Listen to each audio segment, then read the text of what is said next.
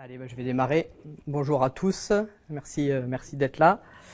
Je vais vous parler des 7 dernières années de développement dans Blender que j'ai réalisé pour l'importeur-exporteur GLTF. Je suis Julien Durour, je travaille avec plein de casquettes différentes. Je suis Pipeline TD, je développe des suites d'outils qui permettent de manager de la donnée 3D. Et à côté de ça, je suis aussi freelance de la 3D pour du rigging, pour tout un tas de choses. Je fais de la formation et puis donc je fais le développement de l'importeur-exporteur GLTF dans Blender. Donc avant de démarrer, qui ici sait ce qu'est le format GLTF? Pas beaucoup, ok. Le format GLTF, c'est un format de fichier 3D qui est libre de droit et qui a une spécification ouverte, donc disponible sur Internet, et qui est rédigé par Chronos Group, donc qui est un consortium d'industriels qui font tout un tas de spécifications ouvertes. Vous avez peut-être entendu parler d'OpenGL, de Vulkan, etc. Donc tout ça, ce sont des choses qui viennent de Chronos Group. Et donc GLTF en fait partie. Donc le principe de GLTF, c'est pas de faire un format de fichier universel qui sert de base de travail pour se passer d'un département à un autre, par exemple dans un studio de jeux vidéo ou de cinéma d'animation, mais plutôt qui est là pour être un format de transmission léger, qui est au plus proche de ce que est capable de comprendre la carte graphique pour être affiché rapidement sur le web, entre autres, mais pas uniquement. Donc on le compare souvent au format USD, qui sont deux choses qui s'entrecoupent un petit peu, mais pas vraiment, puisque le format USD est quelque chose de beaucoup plus lourd, qui justement va permettre de travailler sur des scènes complexes avec des grosses équipes, etc., là où le format GLTF au départ est pas du tout fait pour ça. Le format GLTF, s'il y en a qui connaissent le format FBX sur la 3D, c'est un peu la même chose, mais en libre. Donc du coup, avec une spécification ouverte, ça nous permet de vraiment comprendre ce qui s'y passe, contrairement au format FBX. Donc on va pouvoir, au niveau de la 3D, avoir une scène complète avec la hiérarchie des objets, les liens de parenté, etc. Bien évidemment des objets, des objets avec maillage, donc que ça soit avec des faces, des nuages de points, etc. On va pouvoir avoir des shape keys, donc du morphing sur ces objets-là. Et puis on va pouvoir gérer du rigging, donc pour faire de l'animation de personnages entre autres, donc du rigging et du skinning. Et puis après tout ce qui va être gestion de la caméra et via des extensions des lumières.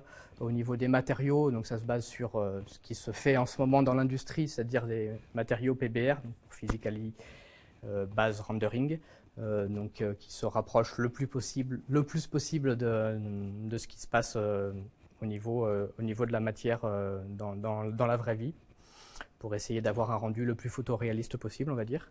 Et puis on va pouvoir avoir de l'animation, donc avec les transformations des objets, donc position, rotation, mise à l'échelle, l'animation donc du morphing, l'animation des personnages quand on a du rigging, et puis via une extension de plus en plus, on va pouvoir animer tout un tas de propriétés sur les matériaux, sur les lampes, etc. etc. Donc ça va faire 7 ans bientôt. Les slides sont en anglais, mais il n'y a pas beaucoup de texte, ne vous inquiétez pas. Et puis ça se comprend globalement, c'est de l'anglais, c'est pas de l'anglais littéraire. Ça va faire 7 ans donc, que j'ai commencé ce développement-là, donc le chiffre 7. Donc, je vais revenir sur les 7 dernières années, reprendre 7 chiffres significatifs qui soient assez intéressants à regarder, et puis 7 challenges que j'ai surmontés, ou que je suis en train, ou que j'aurai à surmonter sur le développement. Donc ça démarre en 2017, moi, donc l'année de la publication de la spécification GLTF 2.0, qui est la version actuelle. Moi, à l'époque, je réalise surtout du rigging, que ce soit du rigging ou je commence à développer quelques petits outils autour du rigging. Donc j'ai travaillé notamment sur Dead Lily à Paris, donc le film de Michel Oslo, le réalisateur de Azur et Asmar par exemple, ou de Kirikou pour ceux qui connaissent. Ou alors sur le trailer du jeu Dordogne, dont vous avez peut-être entendu parler, qui est réalisé par un studio à Bordeaux. Donc où j'ai fait du rigging pour la bande-annonce du jeu, qui depuis est sorti sur PC, sur Switch, etc. Même si j'ai pas travaillé sur le jeu en lui-même, j'ai travaillé uniquement sur la bande-annonce. Donc, comme je le disais à l'époque, voilà, je fais de la formation, du développement d'outils, etc. Et c'est début 2018 que j'ai été amené à travailler en sous-traitance d'abord pour Airbus, pour la branche Defense and Space. Et dans l'équipe dans laquelle je travaillais, qui utilise Blender pour réaliser des films d'animation, des images de synthèse de produits principalement satellites. Quelque part dans leur pipeline, ils avaient besoin de pouvoir rentrer du format GLTF dans Blender. La norme était sortie il y a quelques mois et on utilisait des outils qui sortaient ce genre de données. Et en fait, dans Blender, il y avait quelques petites choses qui commençaient à exister au niveau add-on, mais rien qui correspondait vraiment à nos besoins, qui soit assez robuste pour nos besoins. Et donc, ni une ni deux, je me suis dit, je vais développer l'add-on pour pouvoir importer ce format de fichier GLTF dans Blender. C'est ce que j'ai commencé à faire donc tout début 2018. Et puis, j'ai mis ce code à disposition sur GitHub en open source. Donc sur la partie importeur, donc là on est au mois de mars. Voilà, je commence à publier ça et à pouvoir dans un premier temps commencer à importer des objets, les matériaux, etc. De l'animation, pas encore trop, hein, c'est vraiment le tout début. Et puis toujours dès 2018, mois d'avril, là je commence à incorporer, à travailler dessus sur mon temps libre. Et puis pour commencer à voir les matériaux PBR, faire un peu d'animation, de rigging, etc. Je commence à incorporer de plus en plus de choses. Et puis je commence à communiquer sur ce qui s'appelait encore Twitter à l'époque. Pour dire voilà, c'est cool, je commence à faire ça, c'est assez sympa, ça commence à marcher pas mal. Et puis du coup, il y a plusieurs personnes qui m'ont contacté en me disant hey, c'est cool, c'est la première fois effectivement qu'on voit un importeur qui va utiliser justement le Principal BSDF Node, donc c'est le nœud PBR dans Blender, qui permet donc de faire des matériaux photoréalistes. Il se trouve que ce fameux Don McCurdy qui m'a contacté à ce moment-là travaillait chez Google et était d'une des personnes qui a rédigé la spec GLTF. Donc c'est pour ça qu'ils sont tombés sur moi, hein, parce qu'en faisant de la veille sur Internet. Et c'est comme ça que j'ai commencé à discuter en fait avec Chronos de ce que j'étais en train de faire. Et mi-2018, en fait, ils sont venus me voir en disant, dans l'été, en disant, en fait, tu es en train de développer un importeur. Nous, on a missionné une entreprise pour développer un exporteur. Ça serait bien peut-être qu'on fusionne nos codes et qu'on mette un seul add-on en fait, qui va faire l'importeur et l'exporteur. Et donc c'est ce qui s'est passé. On a commencé à fusionner nos codes à partir de mi-2018. Donc c'est là où j'ai commencé non plus à travailler sur mon propre add-on, mais sur un add-on qui dépend de Chronos Group et qui permet donc de faire à la fois l'importeur et l'exporteur, où moi je travaillais principalement sur l'importeur et puis il y avait une autre équipe qui travaillait sur l'exporteur. À l'époque, Pour ceux qui s'en souviennent et qui utilisaient déjà Blender, on était sur la version 2.79, la version 2.80 qui est une grosse refonte de Blender qui est sortie quelque part, je ne sais plus quand, 2018 ou 2019. Je regarde la frise que j'ai écrite, voilà, qui est sortie donc en 2019. Et donc, en fait, mon add-on, il utilise une API de 2.79 qui est complètement différente de ce qui se fait sur la 2.80. Donc là, ça a été des bonnes prises de tête, hein, puisque on a des API complètement différentes avec voilà, des paramètres qui changent, des noms qui changent, etc. Et donc, dans notre code, on a décidé que il fallait que ça fonctionne à la fois sur la 2.79, qui était la version stable actuelle, et la 2.80 qui était en cours et qui allait du coup avoir une API stable qui allait sortir quelques mois ou quelques années après et qui était le futur. Donc il fallait qu'on gère les deux. Et donc ça a mis des bonnes prises de tête où on avait des blocs. Si on est dans telle version, alors on fait ça. Si on est dans telle autre version, alors on fait autre chose, etc. Et on verra plus tard que ensuite ce code-là a été intégré directement dans Blender et qui a une politique qui est complètement différente en disant on ne traite qu'une seule version à la fois. Et donc du coup, j'avais écrit des petits scripts qui relisaient mon code source et qui enlevaient des blocs quand il s'agissait juste de la 2.79, etc. Donc qui, à partir d'un code qui gérait plusieurs versions de Blender, était capable de générer deux codes différents en fonction de la version de Blender dans laquelle on allait l'utiliser. En 2018, Sketchfab, donc qui est une entreprise qui permet d'avoir des modèles 3D en ligne, qui depuis a été racheté par Unreal et qui depuis Sketchfab n'existe plus vraiment sous cette forme-là. Ils ont créé un nouvel truc qui s'appelle Fab, si je crois, tout court. Et en fait, utilise le format GLTF aussi et en fait, chercher un moyen de pouvoir directement, à partir de Blender, se connecter sur leur site et incorporer directement des modèles 3D. Et en fait, ce qu'ils ont fait, c'est qu'ils ont regardé ce que je faisais, qu'ils ont dit c'est super. Et donc en fait, ils ont forqué le code que j'ai réalisé avec Chronos Group. Et en fait, leur add-on à eux, finalement, naviguait sur leur site internet. Et quand on voulait télécharger des modèles, en fait, appelait en arrière-plan le code que je crée. Et donc, ils ont aussi participé au développement, corrigé quelques bugs, rajouté 2-3 choses qui manquaient, qui n'étaient pas encore complètement stables de mon côté. Donc, je les remercie pour ça.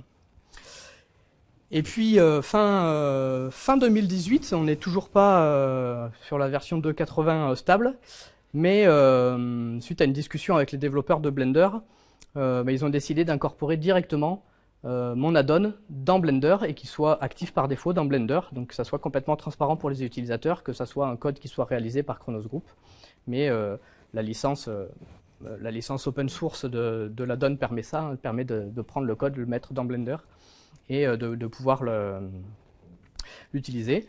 Et donc du coup, je me retrouve avec les droits de dev dans Blender pour pouvoir justement mettre à jour le code que je réalise. Et donc là, on est à la fin novembre 2018. Et donc c'est là où vraiment je commence à faire du dev directement dans Blender. Donc pas directement, hein, puisque je continue à développer sur le repository de Chronos Group, mais on a des scripts qui viennent, dès qu'on a des modifications, qui viennent répercuter ces modifications dans Blender pour prendre en compte toutes les modifications. Et début 2019, j'ai été invité à réaliser une conf sur ce que je faisais autour du GLTF. Et je me suis dit, l'importeur c'est cool, mais je vais montrer aussi des choses au niveau de l'export. C'est assez rigolo. Le moteur de jeu Godot permet de prendre du GLTF. Donc voilà, je vais faire un petit scénario où je vais créer une anime dans Blender, je vais l'exporter, tout ça. Et c'est là que je me suis rendu compte qu'en fait ça marchait pas du tout. La partie export en fait fonctionnait un peu au niveau de l'animation, mais il y avait plein de choses qui étaient manquantes. Clairement, les personnes qui avaient développé ça n'avaient jamais, à mon avis, trop fait ni d'anime ni de rigging dans Blender parce qu'il y avait plein de choses qui étaient étaient incomplètes ou qui fonctionnaient pas correctement. En tout cas, quand on commençait à faire de l'anime ou du rigging un peu poussé. Et donc c'est là où je me suis dit, waouh, en fait, il y a plein de choses qui fonctionnent pas sur la partie exporteur, et c'est comme ça que, en plus de la partie importeur, j'ai commencé aussi à développer la partie exporteur. Puisque l'entreprise qui était missionnée pour faire l'exporteur, en fait, avait fini sa mission, et donc du coup, c'était plus spécialement maintenu, et donc voilà, j'ai commencé à travailler plus sur l'exporteur. Et toujours en 2019, c'est le moment où Godot Engine, toujours, a commencé à regarder d'un peu plus près ce qui se passait au niveau de l'échange GLTF entre Blender et Godot. Et donc voilà, j'ai été contacté par Juan, qui est donc le développeur principal et le créateur de Godot. Et donc on a commencé à échanger sur tout un tas de points de friction qu'il pouvait y avoir à l'époque. Il y en a toujours, hein, mais points de friction qu'il pouvait y avoir sur certains aspects d'échange entre Blender et Godot. Et puis arrivé 2020, 2020 ça a été un moment particulier, hein, c'était voilà, les années Covid qui démarraient.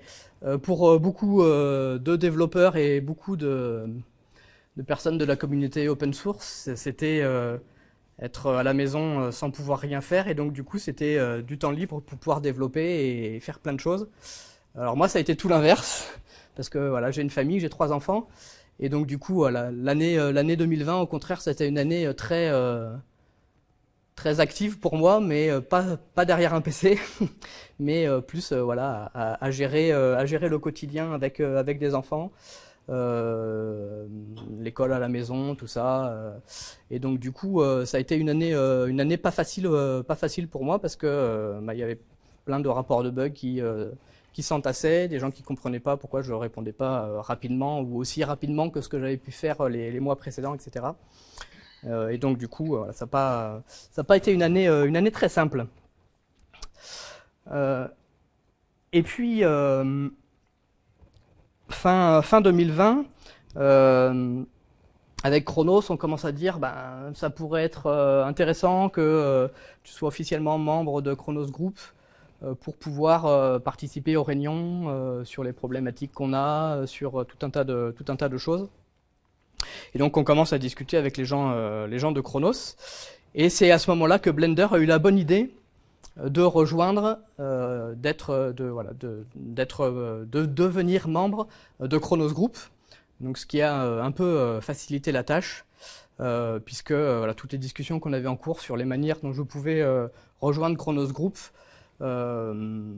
finalement ont été facilitées par le fait que Blender devenait membre de Chronos Group, et donc du coup Blender maintenant depuis me fournit du coup une adresse mail blender.org pour que je puisse accéder aux ressources de Chronos.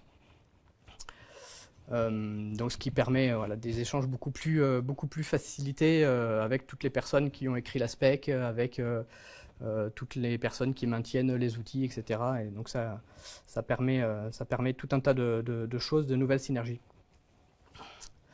Et en 2021, petite surprise. Alors pour ceux qui s'en souviennent, c'est le moment où Perseverance a atterri sur Mars. Alors moi depuis, je vous ai dit que entre-temps, j'avais été embauché par Airbus Defence and Space, donc tout ce qui est spatial, je suivais un peu tout ça.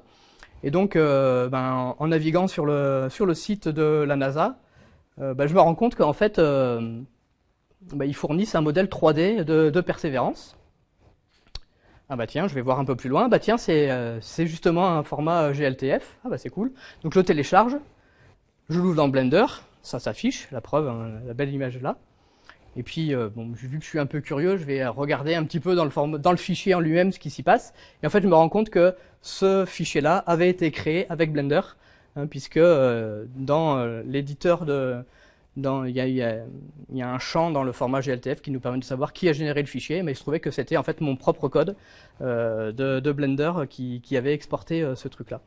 Donc c'était un petit clin d'œil assez rigolo. En 2022, j'ai été contacté par le développeur de AutoRig Pro, donc c'est un add-on de Blender payant pour pouvoir faire du rig assez poussé.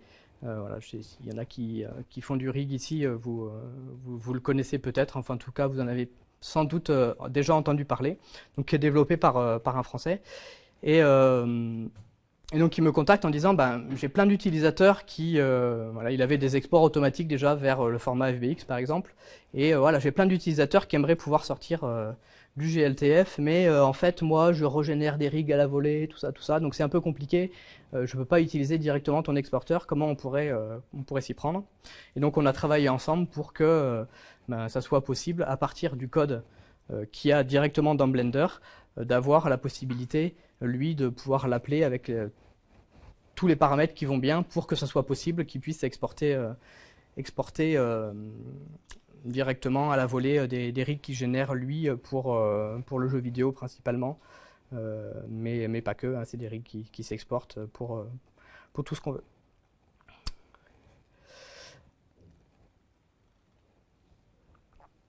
Et en 2022, c'est le moment où en fait on a commencé à me contacter en disant hey, tu connais bien le format de fichier GLTF2, tout ce qui est voilà, traitement de données, etc. Et j'ai plein de boîtes différentes, de startups, etc. qui ont commencé à me contacter pour dire est-ce que tu voudrais pas bosser pour nous.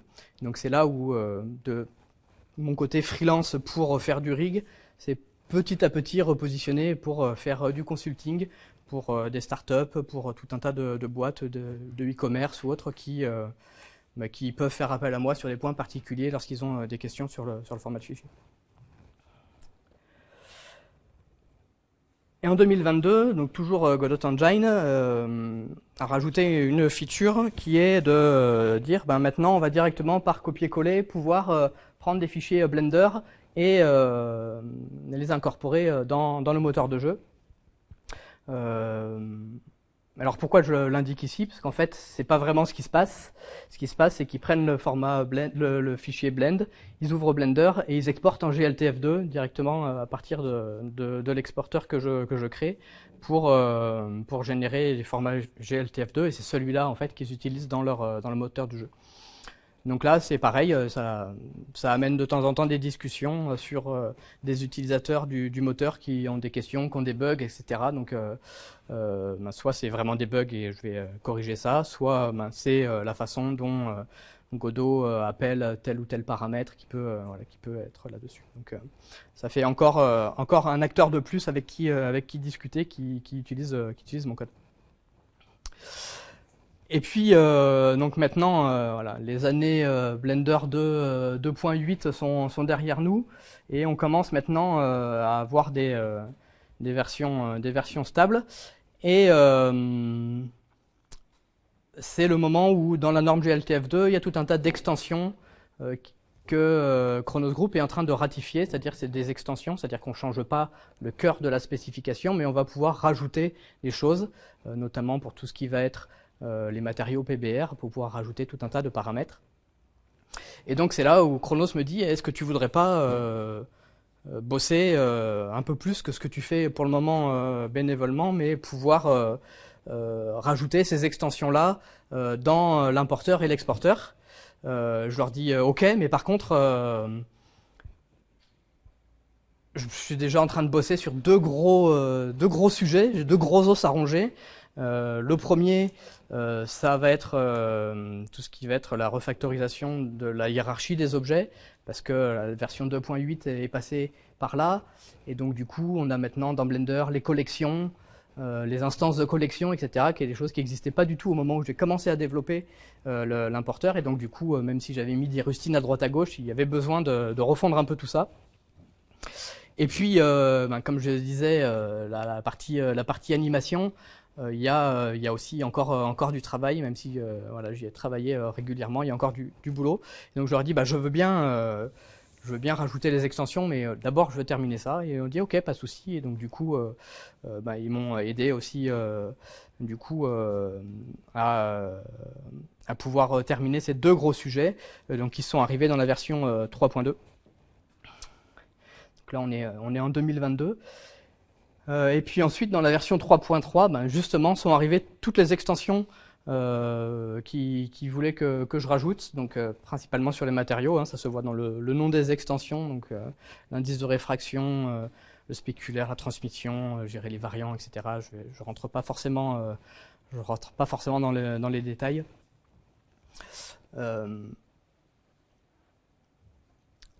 Dans la version 3.4, c'est le moment, hein, 2022, 2023, 2024, où du côté Blender, il y a aussi un gros boulot qui est fait, il y a des grosses nouveautés qui arrivent, tout ce qui est géométrie node, etc.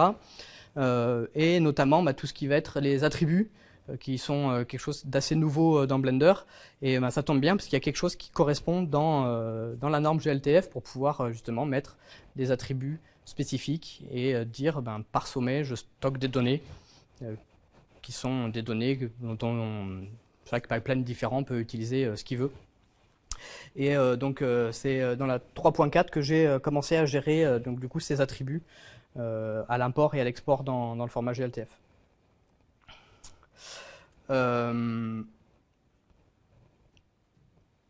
Fin 2022, début 2023, Chronos depuis toujours du coup me fait confiance pour maintenir tout ça et se rend compte que vraiment Blender a une place assez centrale dans le monde open source pour la génération de données 3D et donc du coup m'aide et donc du coup quand je dis m'aide, c'est financièrement un contrat qui me demande de gérer la maintenance de l'importeur-exporteur. Gérer la maintenance, c'est-à-dire répondre aux utilisateurs, gérer les bugs qui peuvent arriver. Est-ce que c'est vraiment un bug? Est-ce que c'est pas un bug? Est-ce que c'est une feature request, etc., etc. Et donc du coup, c'est déjà quelque chose que je faisais globalement sur mon temps libre, mais maintenant, voilà, depuis 2023, voilà, je suis aidé par Chronos pour réaliser cette tâche.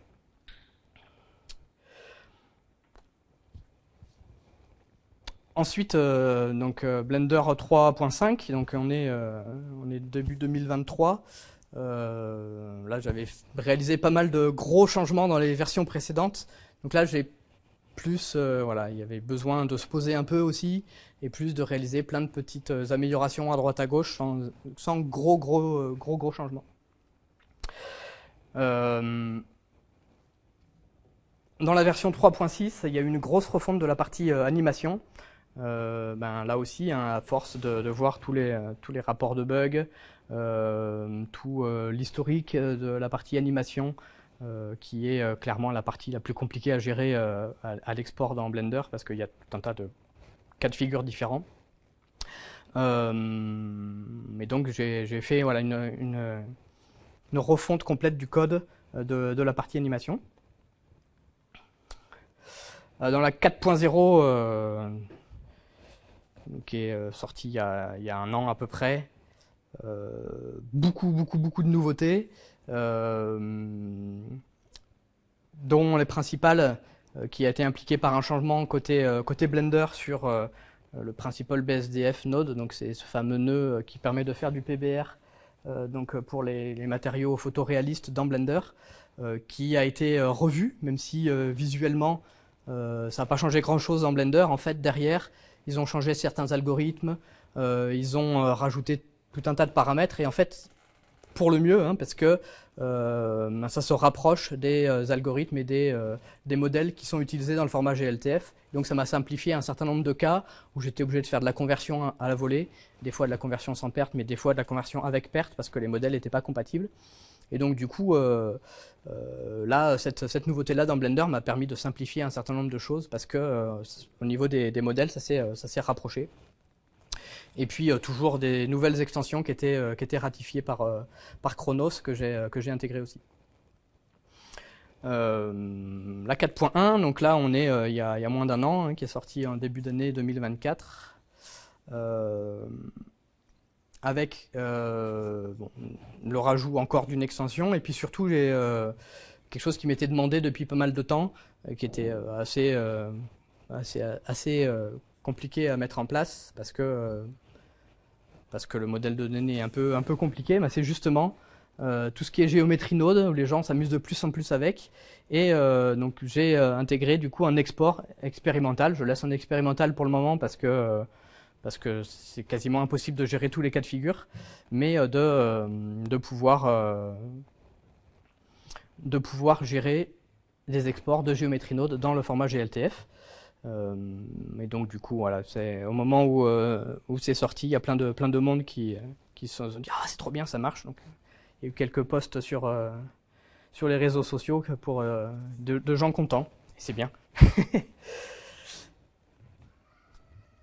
La version 4.2, il y a eu plein de choses intéressantes dedans. Une refonte un petit peu de la façon dont on gère les vertex color à l'export.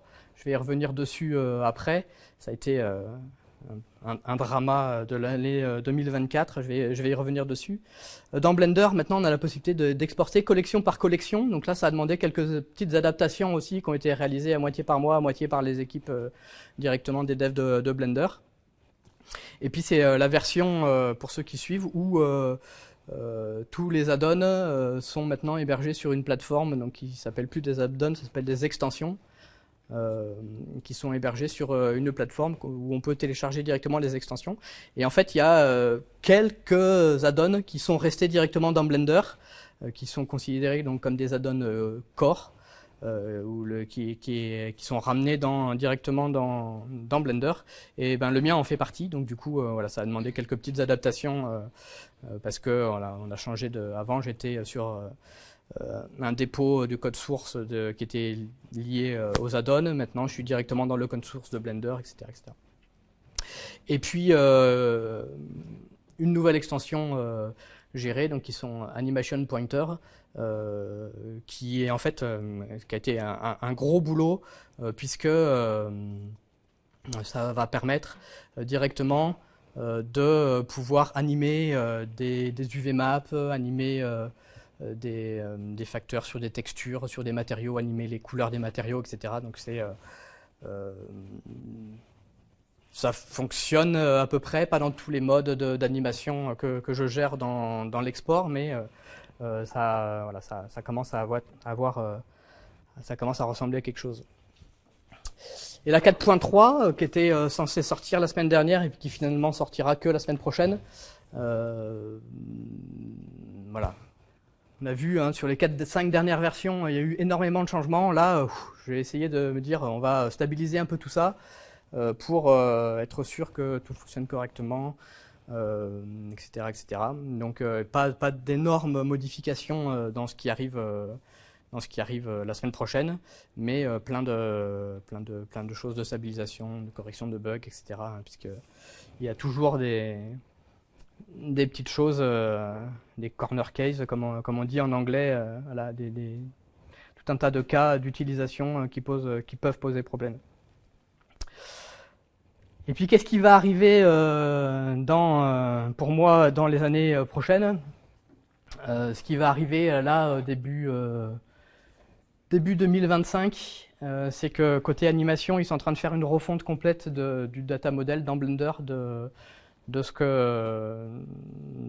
qui est fait côté animation, pour le mieux, puisque jusque-là, dans Blender, on était obligé d'avoir une action pour chacun de nos objets.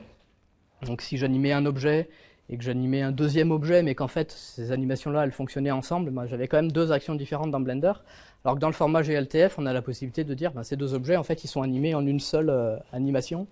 Mais maintenant ça va être le cas dans Blender aussi, donc ça va demander pas mal de modifications de la façon dont les animateurs ou les riggers peuvent travailler dans Blender. Mais moi, ça va me demander énormément de modifications aussi pour l'importeur et exporteur, parce qu'il y a plein de choses à revoir. Donc là, c'est pareil, il va y avoir quelques journées, quelques soirées et quelques week-ends qui vont être bien occupés pour gérer tout ça. Et puis, voilà, plein d'autres idées, il y a plein de choses à revoir. Un code n'est jamais terminé, il y a toujours tout un tas d'optimisations qui peuvent être faites, de modifications, etc., etc. Voilà pour une petite rétrospective des 7 dernières années. Et donc du coup, je vais vous donner quelques chiffres sur la partie maintenance, qui depuis janvier 2023 jusqu'à, alors pas la semaine dernière, mais le mois dernier, ce sont des slides d'une présentation que j'ai fait à la BlenderConf fin octobre. Quelques chiffres sur les utilisateurs, sur ce que je gère. Donc le code, comme je vous l'ai dit, est hébergé sur GitHub, du code de Khronos, mais il y a plein de gens qui ne savent pas que c'est développé par Khronos, et donc du coup qui font des rapports de bugs directement dans Blender, mais de manière globale, puisqu'on a quand même le bouton report bug dans les propriétés de la donne qui renvoie vers GitHub et pas vers Blender. On se rend compte qu'on a quand même 85% des utilisateurs qui font des rapports de bugs côté GitHub et 15% environ côté Blender. Donc 456 rapports de bugs en un peu moins de 2 ans, donc ça fait un ticket, ça fait un petit peu moins d'un ticket par jour que je vois passer et auquel je réponds. Beaucoup de rapports de bugs sur la partie exporteur, un peu moins sur la partie importeur. Donc 90% c'est les exporteurs. Alors pourquoi?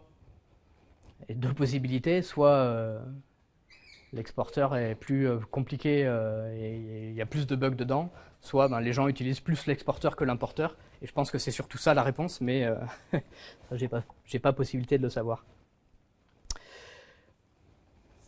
Donc sur les 450 et quelques tickets que j'ai gérés depuis début 2023, en fait, il n'y en a qu'un tiers qui sont vraiment des bugs. Donc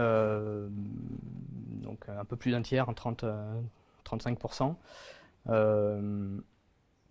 Et en fait, c'est globalement un tiers, entre les bugs, les gens qui demandent des nouvelles fonctionnalités ou des petites améliorations pour pouvoir traiter leur cas de figure. Et puis il y en a un tiers où c'est plus du support pour plusieurs raisons. Un, parce que c'est des gens qui connaissent pas forcément le format de fichier GLTF et donc du coup qui demandent des choses alors qu'en fait c'est pas possible de faire ça dans le format de fichier. Ou alors des utilisateurs aussi qui connaissent peu ou mal Blender et qui du coup font pas forcément les choses correctement déjà dans Blender, donc du coup à l'export ça peut pas bien se passer. Donc c'est globalement un tiers, c'est assez bien réparti. On a 85% des tickets qui sont des nouveaux sujets et puis 15% qui vont être des tickets qui ont déjà été ouverts ou des choses qui sont soit déjà connues, donc qui est vraiment des duplicata, soit des choses qui sont en fait déjà corrigées et qui vont arriver dans la prochaine version stable de Blender. Et puis sur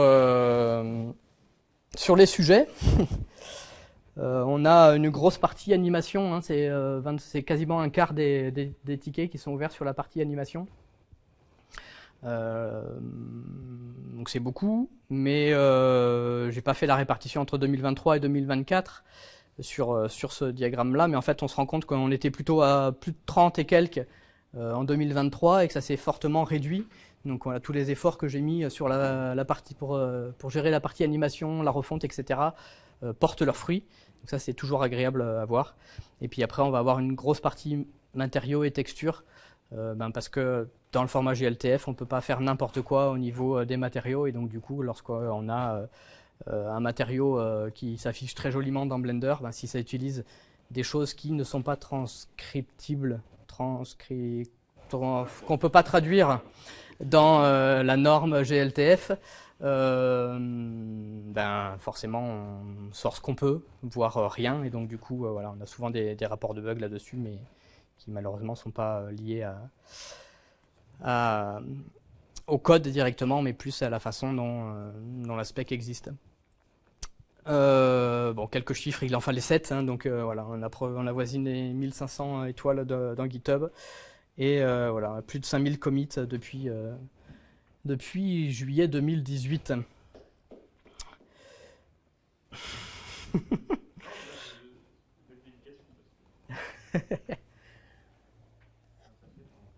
Et maintenant, cette challenge, Je regarde juste un coup d'œil sur le premier challenge, c'est l'effet Dunning-Kruger.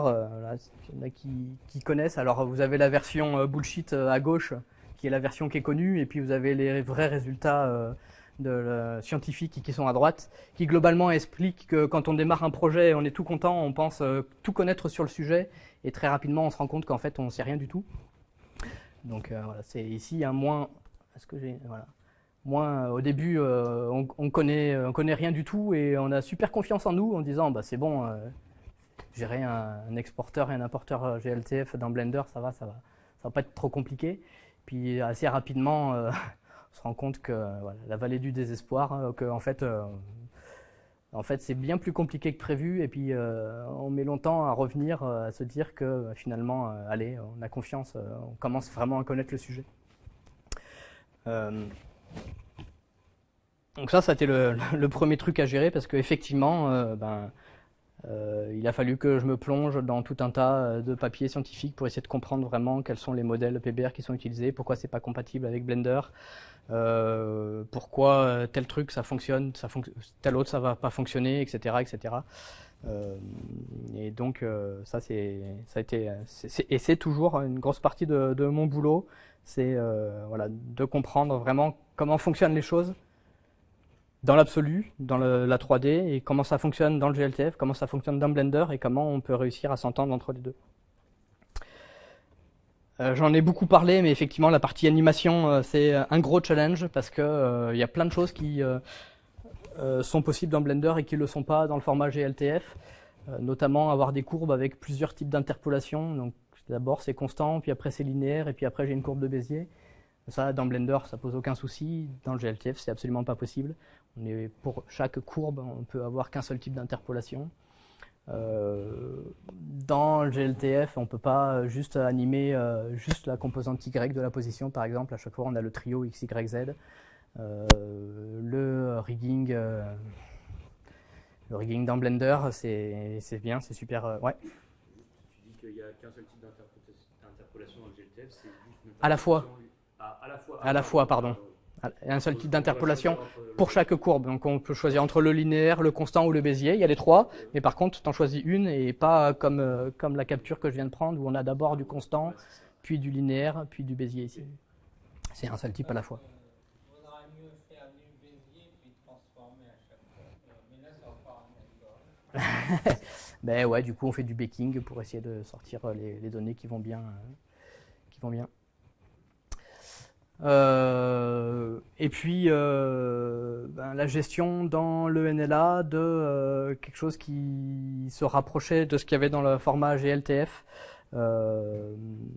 avant, pour être capable d'animer plusieurs objets dans une seule animation. Donc ça va arriver avec la version 4.5 de Blender, qui sortira en bêta en février et je sais plus quand, en mai, quelque chose comme ça pour la version stable.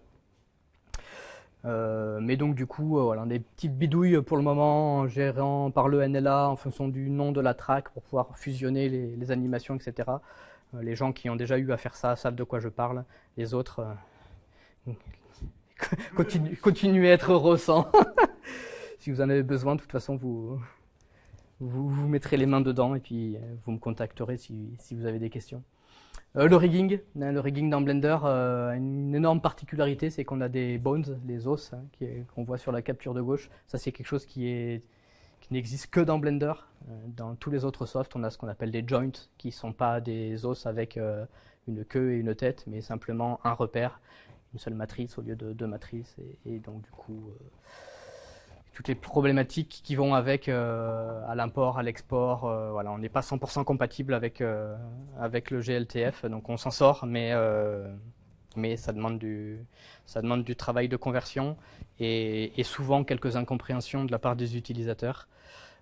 Sur le skinning aussi, voilà, dans Blender, on a la possibilité d'avoir certains sommets qui ne sont pas skinnés, et donc du coup ils sont pas skinnés, voilà. Ça, dans le GLTF, c'est pas possible, donc du coup, on bidouille en rajoutant un os fictif dans le GLTF à l'export pour pouvoir rattacher tous ces sommets-là, etc., etc. Donc ça aussi, c'est des choses qu'on apprend sur le tas et qui me font perdre des cheveux.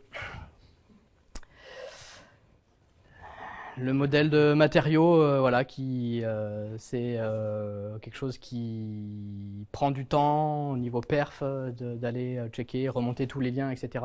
Donc là, c'est une capture issue de la doc qui est globalement, lorsque on prend tout le modèle, toutes les extensions qui sont gérées et que vous voulez tout afficher, que vous voulez exporter tout, voilà ce qu'il vous faut construire pour pouvoir tout gérer et ne gérer que ce qui est compatible. Mais voilà, vous imaginez la complexité de tout ça lorsqu'il faut le gérer à l'import ou à l'export. Et puis, j'en ai parlé tout à l'heure, le Vertex Color Management, on a fait une modification dans le courant de l'année dernière, ou cette année, je sais plus, pour se rapprocher un peu plus de ce qui était fait dans la spec. Et ça a froissé quelques personnes, parce que leur pipeline ne fonctionnait plus, mais en fait, ils utilisaient la spec GLTF pas comme il faut, donc on générait des fichiers qui en fait n'étaient pas compatibles à 100% avec la norme GLTF, donc on s'est dit on va restreindre un petit peu pour que voilà, faire des fichiers qui soient plus propres, etc. Donc juste pour expliquer rapidement la situation, les vertex color dans le GLTF, ils sont là en tant que multiplicateurs pour la base color, donc du coup c'est vraiment une vertex color, une couleur de vertex, alors que c'est énormément utilisé pour notamment le jeu vidéo comme des propriétés custom, des custom properties que le GLTF a, mais qui sont pas utilisées pour X raisons. Et donc du coup, entre l'aspect GLTF, ce qu'il est possible de faire dans Blender, et puis l'usage courant que les utilisateurs ont l'habitude d'utiliser, il faut réussir à trouver la petite zone ici qui va convenir à tout le monde. Ce qu'on a fait dans la version 4. Je sais plus, 1, n'a pas convenu à tout le monde. Voilà, j'ai eu le droit à une magnifique shitstorm sur Internet. Voilà, d'où est issu ce commentaire-là, voilà, disant que ce commit était le plus débile de l'histoire de l'industrie du jeu vidéo. La personne s'est excusée un peu plus tard. Hein. Donc là, typiquement, j'éteins le PC, j'y touche plus du week-end, on laisse passer et puis on verra la semaine prochaine ce qui se passe. Voilà, on a réglé le problème dans la 4.2 pour que tout le monde soit à peu près content.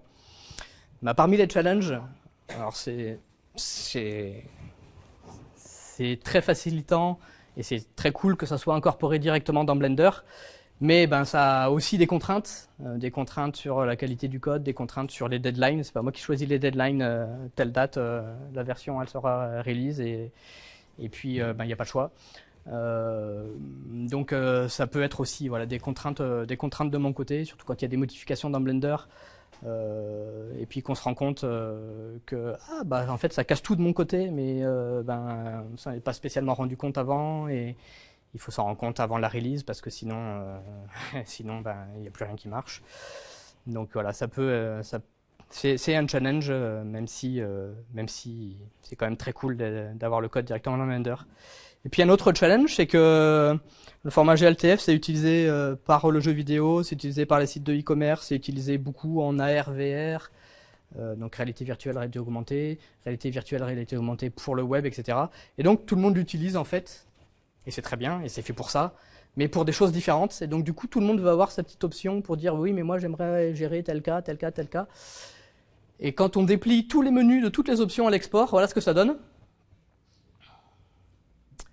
Eh bien, c'est une bonne prise de tête. Je garantis pas que si je fais la combinaison de toutes les options, tout va fonctionner toujours. J'essaye de faire en sorte que ce soit le cas. On a, je sais plus combien, on s'avoisine des 200 tests automatiques qui sont réalisés à chaque commit que je fais pour essayer de vérifier qu'on n'a pas de régression. Mais on n'est jamais à l'abri, de quelque chose. Donc c'est là aussi une bonne prise de tête. Il n'y a pas que des prises de tête. Voilà, j'ai mis quelques captures d'écran de gens qui sont contents et qui me le disent, donc tant mieux. Il n'y a pas que des shitstorms, donc du coup, n'hésitez pas à dire aux développeurs des logiciels que vous utilisez que vous êtes contents. Ça leur fait plaisir aussi, et ça fait oublier les cheveux qu'on perd. Et voilà, Et si vous avez des questions, n'hésitez pas à me les poser tout de suite ou vous pouvez me retrouver sur les internets, comme on dit.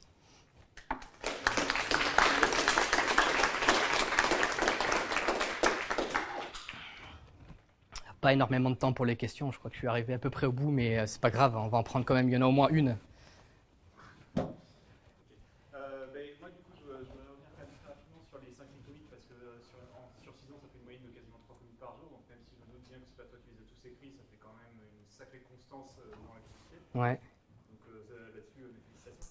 Et après, c'est du temps pour revenir un peu sur ce dont tu parlais à la fin, donc c'est le traitement des anomalies, des problèmes, comment éviter les régressions. Aujourd'hui, comment vous testez ça à chaque fois, parce qu'on est sur du... Alors, on est justement sur de la modélisation, sur du graphique, des choses qui sont connues pour être assez compliquées à tester. Donc, comment vous le faites vous, Ouais, donc la question c'est comment on fait pour tester justement qu'on n'a pas de régression ou ce genre de choses. On a deux scénarios de test différents. Le premier, c'est on a une liste de scènes Blender. Et en fait, par script, on exporte GLTF et ensuite on a des scripts qui disent on réouvre le format GLTF et dans le fichier, on se dit on s'attend à trouver 3 objets, on s'attend à trouver une animation sur tant de frames, on s'attend à trouver tel truc, et voilà. Et après, on a un autre scénario qui est on a des formats GLTF, on les importe dans Blender et on les réexporte et on vient comparer. Alors, on ne garantit pas qu'on a la même chose avant et après, parce que des fois on a des conversions qui sont passées entre les deux, et donc du coup quand on repasse dans l'autre sens on peut avoir des différences, mais on vient checker un certain nombre de choses pour vérifier qu'on n'a rien perdu au passage, ou que si on a perdu ou modifié des choses, c'est des choses auxquelles on s'attendait. Ouais. Ouais. Et ça on utilise ce qu'il y a dans GitHub, les actions dans GitHub pour lancer les tests en automatique. Ouais. T'as d'autres questions? Ouais. J'aurais une question sur le fait que j'ai l'impression que tu as quand même majoritairement travaillé tout seul. Est-ce que tu penses à... Est-ce qu'il y a des opportunités de trouver des gens à qui transmettre tes connaissances, à qui travailler à plusieurs, à qui passer le flambeau, ou peut-être augmenter l'équipe, au moins avoir quelqu'un d'autre qui peut t'accompagner. Après, donc la question c'est, voilà, t'as l'impression que j'ai travaillé beaucoup tout seul. Alors c'est pas uniquement le cas, hein, il y a quand même petite communauté qui de temps en temps fait des pull requests, voilà, propose des améliorations, etc. Ça a été beaucoup le cas. Il y a quelqu'un qui a fait une refonte quasiment complète de l'importeur parce qu'il y avait un petit cas qu'on n'arrivait pas à gérer, donc du coup il a fallu réécrire l'importeur, et donc du coup il y a quelqu'un qui a fait ça, hein, donc qui a proposé des pull requests pour faire ce genre de choses. Mais oui, globalement sur la durée, c'est quand même moi qui porte un peu tout sur mes épaules. Toutes les bonnes volontés sont les bienvenues. Pour le moment, voilà, il y a des gens qui viennent, qui restent quelques mois et puis qui repartent, des gens qu'on voit qu'une seule fois. J'ai quand même le support de Chronos Group toujours, donc qui est là pour lorsque j'ai vraiment des questions ultra pointues sur la spec où je ne sais pas répondre, ou lorsqu'il y a des nouvelles extensions pour me dire oui, ce qu'il y a dans Blender c'est compatible, c'est pas compatible. Donc là, je suis aidé de ce côté-là, mais après niveau code, ouais, c'est vrai que c'est beaucoup moi, mais c'est pas spécialement par choix, hein, c'est juste que voilà, il y a personne aussi fou que moi pour porter ça pendant tout ce temps-là. Mais voilà, toutes les bonnes volontés sont bienvenues, il n'y a aucun souci. Ouais.